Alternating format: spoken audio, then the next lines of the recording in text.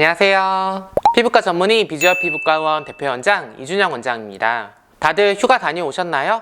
여름철 햇빛도 강하고 물놀이 많이 가면서 일광화상으로 피부과에 내원하시는 분들이 많은데요. 집에서 일광화상 응급처치 하실 때 의외로 많은 분들이 놓치는 부분이 공통적으로 있더라고요. 오늘은 피부과 전문의가 알려주는 일광화상 응급처치법에 대해 알려드리겠습니다. 일광화상은 자외선에 많이 노출되며 유발되는데요. 주로 UVB에 의해 표피층 세포의 DNA 손상을 일으켜 피부세포가 죽으면서 피부가 붉어지고 붓고 따가운 증상이 나타납니다. 그래서 일광화상을 막으려면 과도한 태양 노출을 피하고 UVB 차단이 잘 되는 자외선 차단제를 사용하여야 합니다. 이미 일광화상이 생기면 응급처치를 어떻게 해야 하느냐? 첫 번째, 냉각입니다. 일단 시원하게 해주는 게 필요합니다. 차가운 물수건이나 샤워로 피부 온도를 낮춰줘야 합니다. 그래야 염증 반응을 줄여서 회복이 빠릅니다. 그런데 이때 차가운 얼음이나 아이스팩을 직접 대는 분들이 있는데요.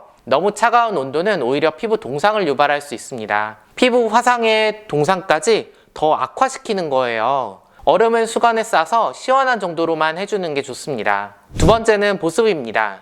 일광화상 부위는 피부가 자극받아 건조해지기 쉽기 때문에 보습을 꼭 해주셔야 합니다. 그런데 알로에가 피부 진정에 좋다고 하여 알로에 수딩젤 같은 종류만 계속 바르는 분들이 많습니다. 알로에는 피부 진정 작용을 하지만 수분만 있고 수분을 잡아주지 못하기 때문에 알로에 수딩젤만 바르게 되면 처음에는 촉촉하다가 시간 지나면서 오히려 수분이 피부에서 날아가 버려 더 건조해지고 각질이 들뜨게 됩니다. 올바르게 보습하는 방법은 알로에 베라 겔을 흡수시킨 후 피부의 수분을 유지하기 위해 보습크림을 사용해 주셔야 합니다. 보습은 꼭 화상크림이 아니어도 집에 있는 바디로션 종류 아무거나 사용해 주셔도 괜찮아요. 오이팩, 감자팩도 민간요법으로 많이 사용하시는데요. 마찬가지예요.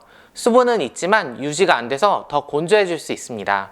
팩 후에 보습 로션을 꼭 발라주셔야 해요. 세 번째, 수분 섭취입니다. 충분한 수분 섭취는 탈수를 방지하고 피부 회복을 돕습니다.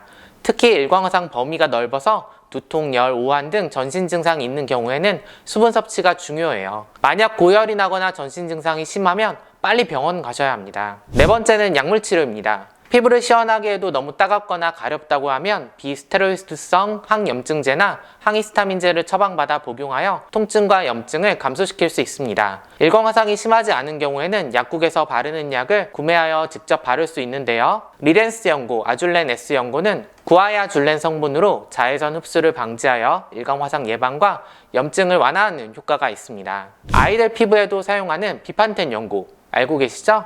덱스판테놀 성분으로 피부 재생, 상처 회복에 도움을 줍니다. 이보 연고는 참기름 냄새가 나는 연고로 베타시토스테롤이라는 성분으로 염증을 억제하고 화상 부위를 촉촉하게 유지해 화상 부위 상처를 치유하는 효과가 있습니다. 다섯 번째, 피부를 보호해 주셔야 합니다. 물집이 있는 경우 터뜨리지 말고 자연스럽게 치유되도록 보호하는 게 원칙입니다. 하지만 물집이 너무 큰 경우는 2차 감염을 방지하기 위해 피부과에서 물집을 터뜨리고 드레싱해야 할 수 있습니다. 일광화상 응급처치법에 대하여 알려드렸는데요. 냉각할 때 너무 차갑지 않게 하는 것, 보습할 때 수딩젤만 바르지 않고 보습 로션도 꼭 발라주는 점, 두 가지 많은 분들이 잘 모르는 부분이라 다시 강조해드립니다.